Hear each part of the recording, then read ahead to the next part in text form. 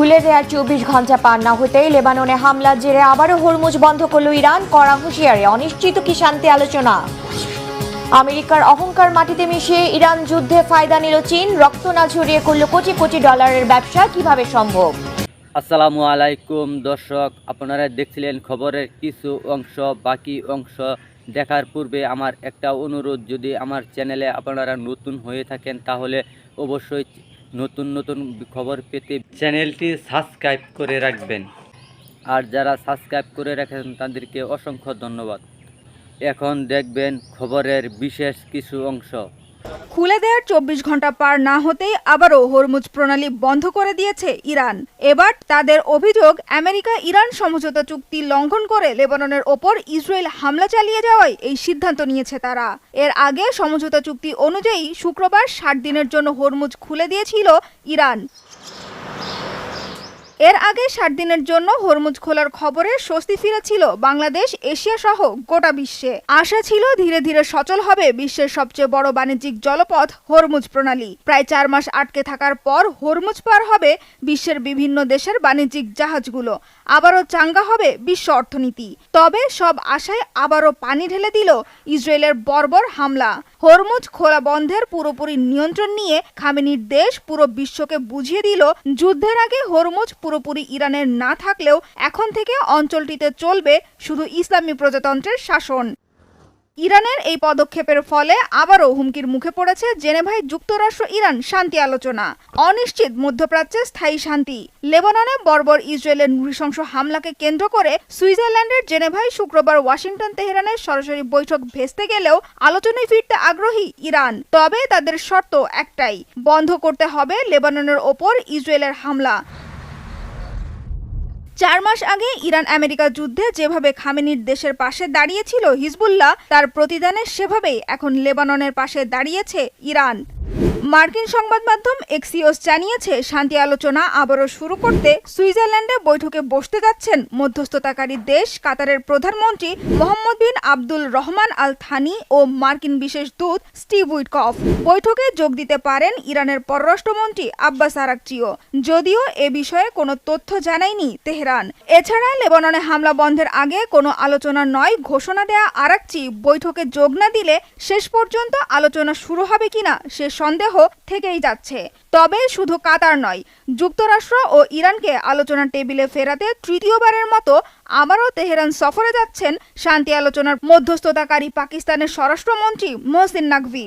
তবে লেবাননের ভূখণ্ডে ইসরায়েলি আগ্রাসন বন্ধ না হওয়া পর্যন্ত যুক্তরাষ্ট্রের সাথে কোনো ধরনের শান্তি আলোচনায় না বসার বিষয়ে তেহরান অনড়। আবারও সাফ জানিয়েছে ইরান।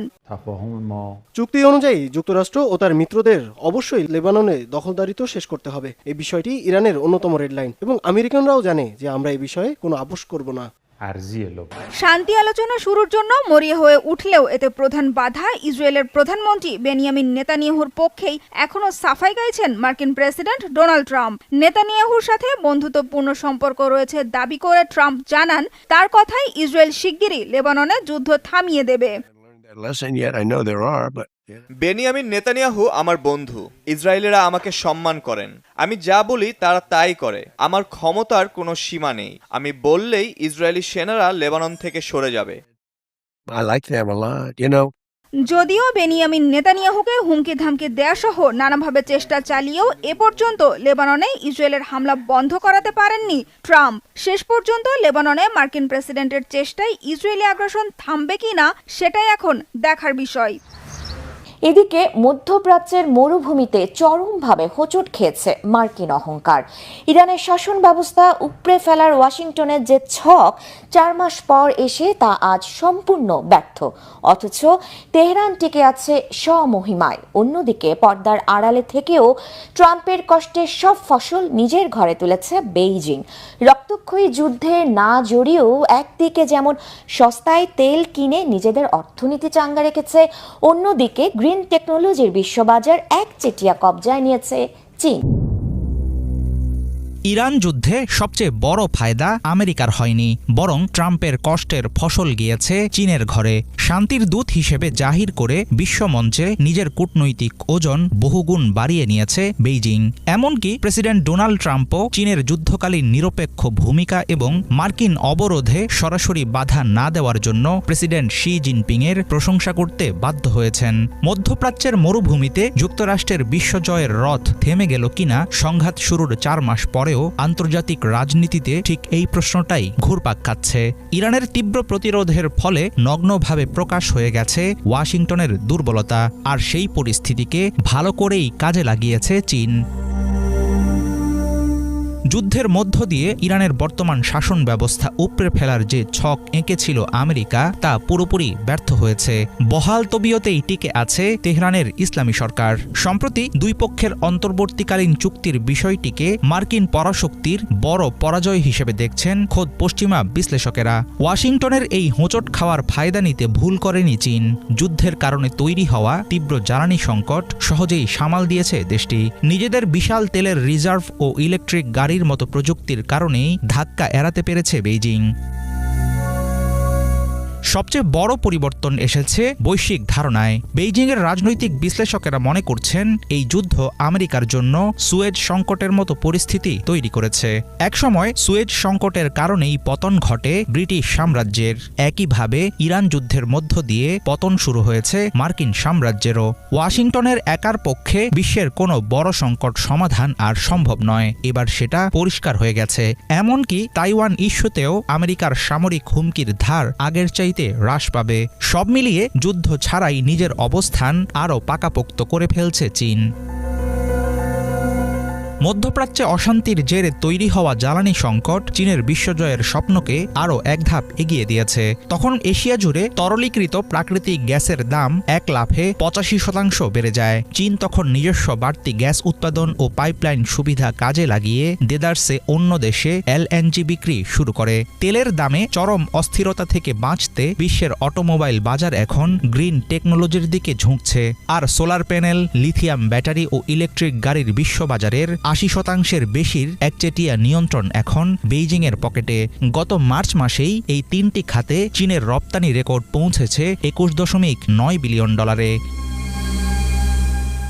যুদ্ধের বাজারেও ইরানের সবচেয়ে বড় বাণিজ্য অংশীদার হিসেবে নিজের জায়গা ধরে রেখেছিল চীন। গত বছরই দুই দেশের আনুষ্ঠানিক ও অনানুষ্ঠানিক বাণিজ্যের পরিমাণ ছাড়িয়ে যায় $41 বিলিয়ন। এখনও ইরানি তেলের সবচেয়ে বড় ক্রেতা বেইজিং। তবে শুধু তেল কেনাই নয়, সংঘাতের তীব্র উত্তেজনার মধ্যেই স্যাটেলাইট ডেটা, রাডার ব্যবস্থা এবং ক্ষেপণাস্ত্র তৈরির জন্য প্রয়োজনীয় প্রযুক্তি ও কাঁচামাল দিয়ে তেহরানের হাত শক্ত করেছে বেইজিং। আনুষ্ঠানিক কোনো তথ্য না থাকলেও রয়েছে এমন গুঞ্জন। তাহলে কি বিশ্ব রাজনীতির চালকের আসনে অচিরেই বসতে যাচ্ছেন শি জিনপিং? যুক্তরাজ্যের বেডফোর্ড এলাকায় দুটি যাত্রীবাহী ট্রেনের সংঘর্ষে এক ট্রেন চালক নিহত হয়েছেন। এ ঘটনায় অন্তত 89 জন আহত হয়েছেন, যাদের মধ্যে 11 জনের অবস্থা আশঙ্কাজনক। স্থানীয় সময় শুক্রবার বিকেল 5টার দিকে এই দুর্ঘটনা হয়। ইস্ট মিডল্যান্ডস রেলওয়ে জানিয়েছে, দুর্ঘটনার শিকার ট্রেন দুটির একটি করবি এবং অপরটি নটিংহ্যাম থেকে লন্ডনের সেন্ট প্যানাক্রেসে যাচ্ছিল। দুর্ঘটনার খবর পাওয়ার পর ঘটনাস্থলে যায় পুলিশ, ফায়ার সার্ভিস ও অ্যাম্বুলেন্সের একাধিক ইউনিট। দুর্ঘটনায় নিহত ব্যক্তি একজন ট্রেন চালক এবং আরএমটির প্রাক্তন প্রতিনিধি ছিলেন। আহতদের মধ্যে 11 জনের অবস্থা আশঙ্কাজনক, 22 জনের অবস্থা গুরুতর এবং আরও 56 জন সামান্য আহত হয়েছেন। ব্রিটিশ ট্রান্সপোর্ট পুলিশ ঘটনাটিকে মেজর ইনসিডেন্ট বা বড় ধরনের দুর্ঘটনা হিসেবে ঘোষণা করেছে। ঘটনার পর ব্রিটিশ প্রধানমন্ত্রী কিয়ার স্টারমার শোক প্রকাশ করে দুর্ঘটনাটিকে অত্যন্ত উদ্বেগজনক বলে মন্তব্য করেছেন। লন্ডনের সেন্ট প্যানক্রেস্ট স্টেশন সাময়িকভাবে বন্ধ রাখা হয়েছিল। বেফাঁস মন্তব্য করায় মার্কিন প্রেসিডেন্ট ডোনাল্ড ট্রাম্পকে ধুয়ে দিয়েছেন ইতালির প্রধানমন্ত্রী জর্জিয়া মেলোনি। ডোনাল্ড ট্রাম্প দাবি করেন, G7 সম্মেলনে ইতালির প্রধানমন্ত্রী তার সাথে ছবি তোলার জন্য কাকুতি মিনতি করেছিলেন, কিন্তু এটিকে প্রেসিডেন্ট ট্রাম্পের মন গড়া দাবি বলে নাকচ ইতালির প্রধানমন্ত্রী জর্জিয়া মেলোনি। পরিষ্কার জানিয়ে দেন, তিনি বা তার দেশ কখনো কারো কাছে কাকুতি মিনতি করে না। এমন বিতর্কের জেরে আমেরিকা সফর বাতিল করেছেন ইতালির পররাষ্ট্রমন্ত্রী অ্যান্তোনিও তাজানি। কোন দিকে গড়াবে পরিস্থিতি? প্রেসিডেন্ট ট্রাম্প আর বেফাস মন্তব্য যেন একে অপরের পরিপূরক। বিভিন্ন সময়ে তার বাক্যবাণে বিদ্ধ হয়েছেন অনেকেই। ইতালির প্রধানমন্ত্রী জর্জিয়া মেলোনির সাথে একসময় ঘনিষ্ঠ হওয়ার চেষ্টা করেছিলেন তিনি, কিন্তু এবার সেই মেলোনির বিরুদ্ধে বেফাস মন্তব্য ট্রাম্পের। প্রেসিডেন্ট ট্রাম্পের দাবি G7 বৈঠকে তার সাথে ছবি তুলতে আবদার করেছিলেন মেলোনি, তবে ইতালির প্রধানমন্ত্রী ট্রাম্পের দাবি উড়িয়ে দিয়েছেন। শুক্রবার এক ভিডিও বার্তায় মেলোনি বলেন, প্রেসিডেন্ট ট্রাম্প আগেও এ ধরনের বেফাস মন্তব্য করেছেন, আর এটি ইতালি এবং তার নিজের জন্য অপমানজনক। ইতালি কিংবা ইতালির প্রধানমন্ত্রী কারো কাছে কোনো কিছুর জন্য অনুরোধ জানায় না, সাফ জানান জর্জিয়া মেলোনি। কিছু কিছু বিষয়ের তাৎক্ষণিক প্রতিক্রিয়া দেওয়া উচিত। ডোনাল্ড ট্রাম্পের বক্তব্যগুলো পুরোপুরি মন গড়া। আমি সত্যিই অবাক। আমি জানি না কেন মার্কিন যুক্তরাষ্ট্রের প্রেসিডেন্ট তার মিত্রদের প্রতি এমন আচরণ করেন। তাছাড়া এটা প্রথমবার নয়, এর আগেও এমনটি করেছেন তিনি। আমি শুধু এটুকুই বলতে পারি, এটা হতাশাজনক যে ট্রাম্প তার পশ্চিমা মিত্রদের সবার সাথে একই আচরণে কথা বলেন না। মার্কিন প্রেসিডেন্টের দাবি, G7 সম্মেলনে জর্জিয়া মেলোনি তার সঙ্গে একটি ছবি তুলতে খুবই ব্যাকুল হয়েছিলেন। ইতালির প্রধানমন্ত্রীর সাথে কথা বলার বা ছবি তোলার তেমন কোনো ইচ্ছা না থাকলেও অনুরোধের পর মায়া লাগায় তিনি জর্জিয়া মেলোনির সাথে ছবি তুলতে রাজি হয়েছিলেন। তবে মেলোনির বার্তা যে শুধু কথার কথা না, তা এরই মধ্যে স্পষ্ট হতে শুরু করেছে। দুই সরকার প্রধানের টানেপোড়েনের ঝাঁকুনি লেগেছে দুই দেশের রাষ্ট্র পর্যায়েও। যুক্তরাষ্ট্র সফর স্থগিত করেছেন ইতালির পররাষ্ট্রমন্ত্রী আন্তোনিও তাজানি। 21 জুন তার ওয়াশিংটন যাওয়ার কথা ছিল। সফর বাতিল করে তিনি এক্সে দেয়া এক পোস্টে উল্লেখ করেছেন, ট্রাম্পের মন্তব্য শুধু মেলোনিকে নয়, পুরো ইতালিকেই অপমান করেছে। এবছরের শুরুর দিকে প্রেসিডেন্ট ট্রাম্প ও ইতালির প্রধানমন্ত্রীর মধ্যে বড় ধরনের বাকযুদ্ধ হয়। ইরান যুদ্ধের বিরোধিতা করায় ক্যাথলিক খ্রিস্টানদের প্রধান ধর্মগুরু পপ চতুর্দশ লিওর তীব্র সমালোচনা করেছিলেন ডোনাল্ড ট্রাম্প। প্রেসিডেন্ট ট্রাম্পের সেই মন্তব্যকে সে সময় অগ্রহণযোগ্য বলে আখ্যা দেন ইতালির প্রধানমন্ত্রী। ধারণা করা হচ্ছে সুযোগ পেয়ে তাই মেলোনিকে জব্দ করতেই এমন কথা বলেছেন প্রেসিডেন্ট ট্রাম্প। বাংলাদেশ সীমান্তে নিরাপত্তা জোরদারের লক্ষ্যে বিএসএফ এর জন্য জমি অধিগ্রহণকে কেন্দ্র করে পশ্চিমবঙ্গে উত্তেজনা দেখা দিয়েছে। সরকারি সিদ্ধান্তের বিরুদ্ধে স্থানীয় কৃষকদের বিক্ষোভে জটিল হয়ে উঠেছে পরিস্থিতি। এই বিরোধ আগামীতে বড় রাজনৈতিক ইস্যুতে পরিণত হতে পারে বলে অভিমত অনেক বিশ্লেষকের। বাংলাদেশ সীমান্তে নিরাপত্তা জোরদারের অংশ হিসেবে ভারতের সীমান্তরক্ষী বাহিনী বিএসএফ এর জন্য জমি অধিগ্রহণের উদ্যোগ ঘিরে পশ্চিমবঙ্গের সীমান্তবর্তী জেলা মুর্শিদাবাদে উত্তেজনা ছড়িয়ে পড়েছে।